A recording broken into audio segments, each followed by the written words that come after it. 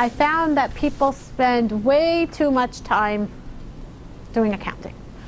People spend way too much time pulling together their reports, preparing for an audit. Preparing for an audit is always a nightmare. It takes 3 months, everything's wrong, we have to change it 5 times. I just found that people are way overly stressed and overworked when it comes to accounting. And really, your accounting systems and softwares are so sophisticated today that there's no need for that. There's no need for you to put so much effort and worry and stress to produce a report when you really have the ability to get almost everything you need directly from your accounting system. So again, our objectives today is 1, to learn how to get the most out of your accounting system. 2, to easily produce all your financial reports from your software, and to learn how to set up your accounting system from scratch. So before I start, by raise of hands, how many of you use QuickBooks? 1? No one else? No one else uses QuickBooks. Wow. Okay. That's actually a little surprising. Okay. Okay, so the first thing that you need to do with regards to setting up your system is you need to define your reporting objectives. Everybody has different reporting objectives. That's why there's not one clear-cut system for every nonprofit, for every organization. Everybody has different things that they need out of their organizations. So how do I know what my objectives are? How do I know what I'm looking for from my accounting software? So what we first want to do is compile all of your financial reports. What I want you to do is take one of your pieces of paper that are in front of you, one of the blank ones, and make your own list. Make yourself a list so you know when you go home tonight what you look for. What are all the reports that you produce from your accounting system? Are you making board reports, monthly financial statements, annual financial statements, program budgets to actuals that you're showing each program director? I want you to make a list for yourself. Know what all your financial reports are, and know exactly what you're hoping to get out of your accounting system. In each report, what you're going to look is identify which values are inputted, what we call straight from your accounting system, and which values need to be played around with to get there, right?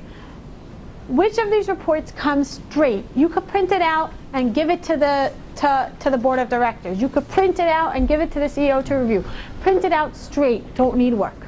And which values need work, need you to play around with, need you to piece things together, add, subtract, take away.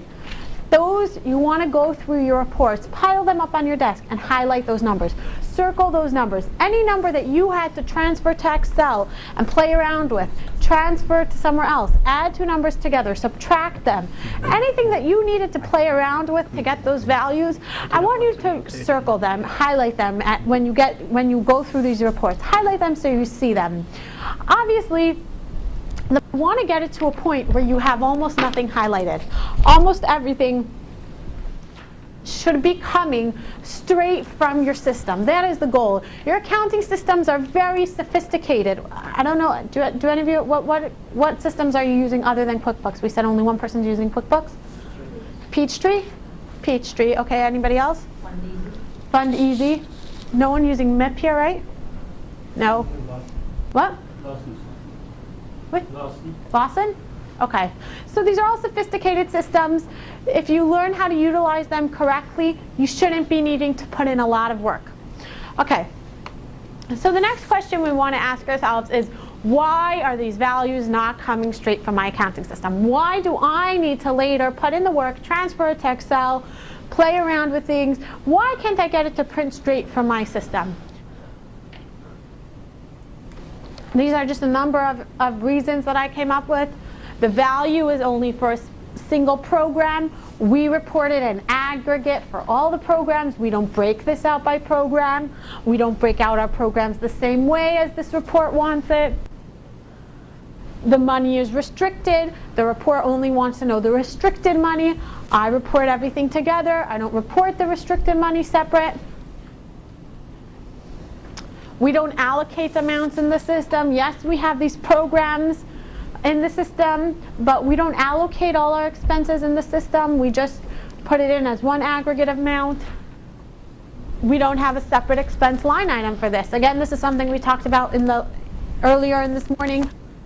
We don't break it down. We have travels and meals together. So when somebody asks me what my travel expenses are, well, I don't know, we put them together with meals. I have to go through now and break it all up, you know? We lump office expenses together, everything. And so when we want to find out how much postage is costing me, I have to go through the whole list and break down what postage is. So that's, you know, expense line items. I don't know where to find it. I don't know where this number comes from. I have no clue. Never heard of it before. I don't know where to find it. This is my favorite. We keep track of this information in a separate Excel spreadsheet. It never goes through my accounting system. This is separate. This is something different. It's separate. We don't track our dues in our accounting system. We don't invoice from our, you know, we only put it into our accounting system once we get the money, but we don't, you know, before it's invoiced, we don't put it into our accounting system. Again, our development department keeps track of membership. They know who our members are. I only input it when I get the money. I don't know what grants we got in this year. Our development department knows what grants we get here. I just put it in when I see a check come in. I don't know what we're supposed to invoice them, right? Do these answers all sound familiar, these questions? Yeah? Heard them over and over again? Okay, so we're going to try to avoid all that. We're going to learn today how to set up your system so you don't have these problems. Okay, the first thing we want to talk about is defining the basics of your accounting system. So when you define your accounting system from the beginning, what you first need to do is read your accounting manual. How many of you have an accounting manual? 1, 2, 3. 3 people. Okay, those of you who don't need to get one. Call your accountant, the nonprofit help desk, we can help you put one together. Your auditor should be able to. You should have an accounting manual. It's required. You have to say what your accounting procedures are, what policies you're following. Okay? Once you have your accounting manual, you need to actually follow it. You need to pay attention, read it. How many of you who have an accounting manual ever read it? No one. A little bit? A little bit. Okay, you want to make sure that your accounting system is set up to reflect your accounting manual. You want to pay special attention to things like revenue recognition. How do we say we're recognizing revenue? Nonprofits are required to recognize revenue contributions when they're pledged. Do we have a system in our accounting system set up so that pledges go in? Pledges even before they're paid. How many of you track pledges when they're just a pledge, just a promise? Nonprofits are required to report that as a contribution. You know, how do we track revenue from different programs? These are all things that would be in your accounting manual. Fixed asset capitalization policies. Most of us have a policy that over a certain dollar amount we capitalize an expense. Typically that amount ranges from $500 to $1,000 in most organizations. It could be different in yours. How do I know what that dollar amount is? Maybe my manual says I'm capitalizing everything over $500, but I'm actually capitalizing everything over $1,000 because the last place I worked at I capitalized everything over $1,000, right? That happens all the time. I see this all the time. Nobody knows what the capitalization policy is. Read your manual. And depreciation policies. How do we depreciate? Do we do it, you know, equally over the life of the asset? Do we have double declining balance depreciation? Do we depreciate different assets differently? Again, these are all things that you will find in your accounting manual. Investment and cash management policies. Many of us have in our accounting manual policies something saying that we won't keep more than $100,000 in liquid cash. If we do, it will be transferred to some sort of investment or money market account. And we won't keep more than 2% of our thing in cash. It's important to be on top of these policies. If it's in your accounting manual, then you have to be following it. expense allocation policies. Again, a lot of your accounting manuals will actually say what we discussed this morning, how you're allocating each expense. So it's important to read your manual, be familiar with it, especially these tricky areas, and make sure that your accounting system is reflecting that. Okay. Read your personnel manual. Again, I think the personnel manual is something that people see more and read more than their accounting manual. Most people know their vacation and benefit policies by heart, right? But pay attention to that, sick and personnel days. If people are only allowed to carry forward 10 days, make sure they're only carrying forward 10 days. Make sure that that field won't let them carry forward more than 10 days. Make sure that these policies are being reflected in your accounting system. Again, if you're at higher level management, make sure that your accounting department is aware of these policies, is aware of changes in these policies. If there are exceptions to the policy, make sure that accounting department knows. If you made an exception for somebody for a certain circumstance, make sure that the accounting department knows. Defining your programs. Again, this is something we spent some time on earlier today, but this is the key, one of the biggest keys to getting your accounting system done right. And that is defining your programs. Again, if you want to take out that IRS copy,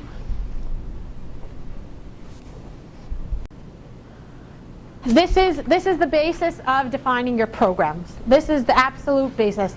At the beginning of your 990, you have your mission statement. Read your mission statement, read the description of your programs. Make sure it makes sense. If your mission statement says that you are in operations in order to help children at risk, make sure you're not running a program that says, you're funding some synagogue. That doesn't make sense. Make sure that your programs make sense with your mission statement.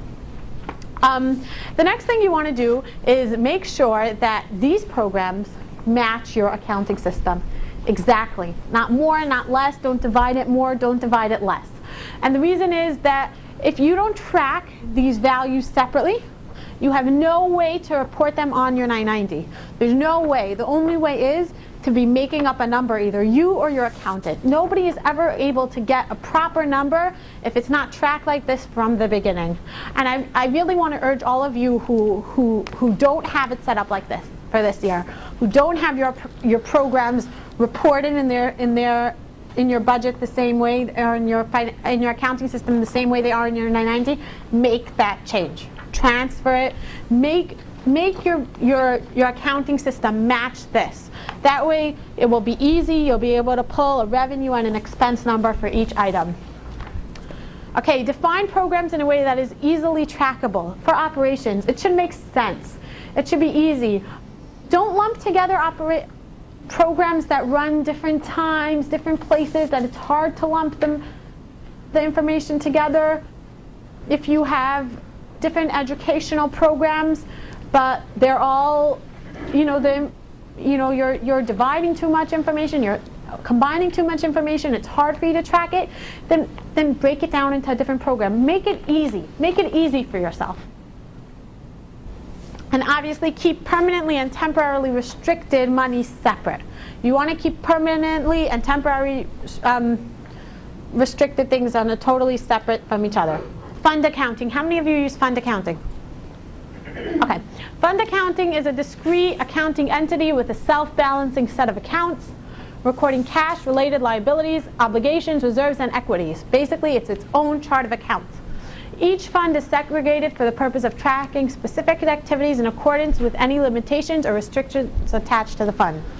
Okay, as you all know, nonprofits are required again to report restrictions separately, right? Does everybody know the three classes? There's unrestricted, temporarily restricted, and permanently restricted. Do any of you know the two types of temporarily restricted restrictions? Temporarily restricted assets. Time and purpose. Very good. Time and purpose. If you get a contract for next year, but you got it in advance, that's restricted money. It's restricted for time. It's restricted till next year. Then you get a grant to fund a specific program. That's restricted for purpose. So those are the two types of restrictions. Again, depending on how complicated your system is, how much you want to separate your accounting systems, you may really want to adopt fund accounting. If you're using QuickBooks, are you using QuickBooks for nonprofits or regular? No, you're using Peachtree. So Peachtree has fund accounting. QuickBooks does not. They do have something called classes, which is almost the same as funds, as separate funds, but it's not quite. Grants and program. Avoid tracking programs separately for grantors than you do on your financial statement. Sometimes you have a program listed on your accounting system, on your 990, and you kind of think that it will appeal more to the grantor if they're only funding part of it and not the whole thing. So you sort of create a new budget for them where you're only putting half of the expenses on and not the other half. Any of you have that? You know, you think maybe they only want to fund part of this program, not the other part, so you only put part of the expenses on that. Try to avoid that. Try to get them to commit to one of these programs. Commit to one. That way you don't have to break down your reports later on when you're reporting to your funders. Remember again that this begins at the very beginning of the grant process, which is the proposal. When you send in a proposal for a budget, you have to follow through with that proposal all the way through. So however you're reporting your expenses on your proposal, that's how they're going to expect your reports to look like later on. Okay, a chart of accounts. There are different types of chart of accounts. Those of you using fund accounting probably want to utilize something like a divisionalized chart of accounts, where you have some digits applied to the expense type and some applied to the program. Very often it's the opposite. The Y's would be, let's say, the program. Each program is given a number. So very often you'll have the Y's at the beginning, which means that's the program it applies to. So, so for example, if we have program 1 and our salaries, I would say, start with 5,000 usually. So 0, 1, 5,000 would be our salaries for program 1. 0, 2, 5,000 would be our salaries for program 2. Do any of you use a chart of accounts like this? Yeah? Okay, it's very helpful for keeping track of both the type of accounts and the program and the type of accounts. Okay, the unified chart of accounts for nonprofits. Any of you heard of that? Yeah? You did? Excellent. Okay. It's relatively new. And what it is, it's an initiative to sort of get nonprofits to have uniform accounts from place to place to place. It would make reporting reporting much, much easier, because assuming everybody adopted this uniform chart of accounts, when you sent a report into DYCD, instead of telling you to report travel and meals, they would tell you easily report account 9600. It would just make life easier if everybody adopted it. Obviously, it's going to take a long time. The purpose of this uniform chart of accounts is it also makes preparing your 990 very easy. So if you're able to adopt this, it's great. It looks something like this, is the sample. It has the account name, and then it has a description of why we're using this account. Where is it going? Where on the 990? Again, if you're able to, it's great. If not, it's also fine. You might get some ideas for account descriptions from this. You can use that too. I gave you the web address where you can download it. If any of you want an electronic version, that's the website where you can download it. And then again, there's the option of having separate fund charts, which means a totally separate chart of accounts for each fund. Generally, we don't recommend that. Generally, even if you have different funds, we recommend that you follow something like this, which is a similar format. You're basically using the same format for each chart of accounts. Numbering your chart of accounts. Again, any of you who came from for-profits know that nonprofits have a little bit of a different chart of accounts. We start with income. We give more room for income and expenses. Basically, just because we have so many more reporting requirements to break down our income more, that's why we just give more numbers to revenues. This is where the work comes in. You want your account numbers to be defined clearly. The first thing you want to do is clean up all the accounts that have accumulated over the years that you don't use. So for example, do you ever have something that looks like this? You have telephone expense, and then you have telephone expense, right? You have something that looks like that, and then you have something that telephone expense. The same thing basically written 3 different ways, because every time somebody typed it in and didn't find that account on their chart of accounts, they just decided to create a different name for it. So now we have 5 accounts that are all telephone expense. You ever have that? So you want to narrow it down to 1. Get just 1, knock all the other ones out. That's the first part, cleaning up. Go through last year's. Any account that had a 0 balance for the last 2 or 3 years, you clearly are not using it. Get rid of it.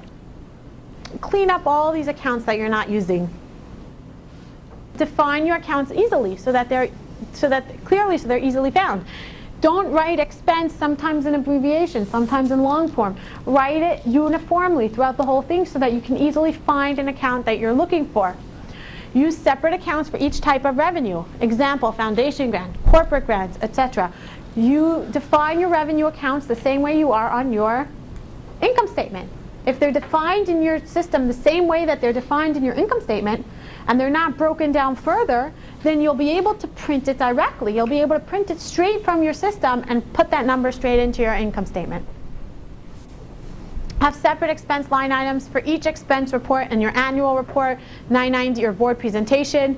Break things down the way you want to see them broken down, okay? Next, sub-accounts. What happens if, as we said on our budgets, that we sometimes like to break things further down for our budgets, but for our entire income statement we have one whole lump sum number. Again, that's what we use sub-accounts for. A great example is special events income. Most of us just like to report it as one thing, and then our accountants come and and for 990 purposes they need it broken down by how many tickets we sold and how much of it was contributions. Any of you who do that audit familiar with that? Your accountant needs the special event income broken down further, but we only want to see it in a lump sum. Use sub-accounts for that. That's what sub-accounts are for. You can expand them when you want. You can subtract them when you want. That's what they're there for. But the one thing you have to keep in mind is never post directly to the parent account. That messes up your numbers. When you're using sub-accounts, you only want to post to your sub-accounts. Your parent's account should be a shell. It should just be a compilation of everything that's inside. But you don't ever want to post something directly to the parent account. Does that make sense? Yeah? Any other questions? Okay, net assets. Again, this is something that we spoke about before. The 3 classes of net assets: unrestricted, temporarily restricted, and and permanently restricted. If you want to break down your restrictions, it's highly recommended. It's much easier for your financial statements. As many of you might know, on your financial statements, in the front of your financial statements, you're listing it exactly like this: unrestricted, temporarily restricted, and permanently restricted. But in your notes to the financial statements, you're going to have it broken down. What exactly are your restricted assets? What exactly are your permanently restricted assets, your temporarily restricted assets? So it is very helpful to use parent and sub-accounts within the restrictions, but make sure that you have them separately broken down. Accounts such as opening balance, equity, and retained earnings, they're accounts that usually come automatically with your accounting software, especially QuickBooks. They are not accounts that should be used for nonprofits. They don't make sense with nonprofit accounting, and they shouldn't be used. If they were used, that opening balance equity is usually used just when you start an organization. I don't like it. I don't like when people use this account, but if you did use it and it's there, leave it. Don't ever post anything to opening balance equity. Opening balance equity only means the balance of the equity that was there before you started your accounting system. So this should never, ever, ever come up in any journal entry. Retained earnings. Again, the reason we don't like retained earnings is because businesses post retained earnings, which is their surplus of income for the entire year. Nonprofits, we don't report retained earnings because all our income has to be divided into one of these three categories. We don't have retained earnings. We have three separate categories. For-profits have categories such as retained earnings and owner's equity. The same way we don't have owner's equity, we have totally different equity accounts in nonprofits. We don't use accounts like retained earnings. We don't use accounts like owner's equity. We just use these three classes of net assets, okay? Again, if you have been using these in the past, try to switch over. Try to get rid of them. They're not proper to be used for nonprofits. Again, if you're not breaking down restricted net assets separately in the system, it's important that you keep track of it somewhere, because what the restrictions are in case you need to go back to the donor, but also because you're reporting it on an annual basis. Part of your financial statements report exactly what your restrictions are, how long they're restricted for what purpose. So make sure you have a folder or keep track of this somewhere, even though in your accounting system you're not required to. You actually used to be required to. I don't know how many of you know this. It used to be that nonprofits were required to use fund accounting, which means every restricted asset had to have a totally different chart of accounts.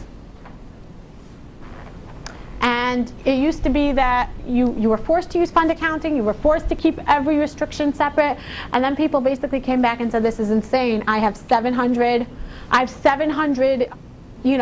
funds in my accounting system. So that's when they came back and they said, okay, you don't have to keep each fund separately, you don't have to keep each restricted item separately, but you have to keep the three main classes separately, the temporarily restricted and the permanently restricted. That's actually just a little history behind it. Okay, general guidelines. Keep track of everything in your accounting system. Use your accounting system to track everything. That's what, the more data you put into it, the more you're going to be able to take out of it. If the data isn't put into your accounting system, it's not going to show up on your reports. That's when you're going to be going through papers, going through files, trying to get things together for your reports. Utilize your system to manage memberships and clients. Invoice from your system. Don't create invoices in Excel or Adobe or something else. Invoice from your accounting system. It will automatically report the revenue when you invoice. Fixed asset and depreciation. Again, almost all of your softwares can handle even the most complicated fixed asset depreciation schedules. They can all handle it. Do it in your accounting system. It will save you from having to adjust it year after year, every 6 months, figure out what depreciation is. Put it into your system once. Every time you buy a new major asset that you plan on depreciating, put it into your system and it will avoid, how many of you do depreciation schedules every year? None of you? Yeah? Pain in the neck, right? So you put it into your system and you won't have to constantly be doing these schedule. Again, invoices and proposals, build them into your system. Accounts receivable. Most of you do keep track of this I'm assuming in your system, right? But what's important is to follow up on it in your system. Print the reports all the time, follow up. If accounts are old receivables, write them off. If you're not going to get your money, write them off. Keep it clean in your system, keep it updated. Every once in a while, print out an accounts receivable report, send it out to people who are following up on it. If it's a development person, a program, send up, follow up. If accounts are old, write them off. Identify a specified date to close the books each year. Generally, it's 1 month or 2 months after the end of each year, but make a date and force whoever's in accounting to close the books at the end of each year and to close it so it's finished. Avoid going back and changing last year's again and again. After a certain date, if a change comes up, put it in this year as a prior year adjustment. Don't keep going back and changing the books. Set a cutoff date and stick to it. Your accountant will be very happy. Okay, and then the last thing I'm pretty sure that we want to discuss is communication. In order for the books to be accurate, it's imperative that there's proper communication between the accounting department and all other departments. Accounting represents everybody as a whole, and they need to be informed of any change that happens in the organization. Very often, people think it doesn't affect accounting. It usually does. When a grant or donation letter comes in, why is that important for accounting? So restrict money until you see where the letter comes in. Also, we report it as income when a letter comes in. The minute that the development department or the fundraising department, the minute they know of a grant or of a donation or a contribution, you're required by the IRS to report it as income, even if the money didn't come in yet, even if it might not come in. The minute that a letter was sent, it needs to go to accounting to be inputted as income. Accounting should be notified about new members or clients. How often does that happen? Anytime there's a potential for more income, accounting needs to know about it to report it right away. Any capital plans or purchases, again, these are things that accounting needs to know about so you can budget for it, you can prepare for it, you can keep your cash flow for it. That's it. These are all examples of things that people might not think affects the accounting department so much, but actually does.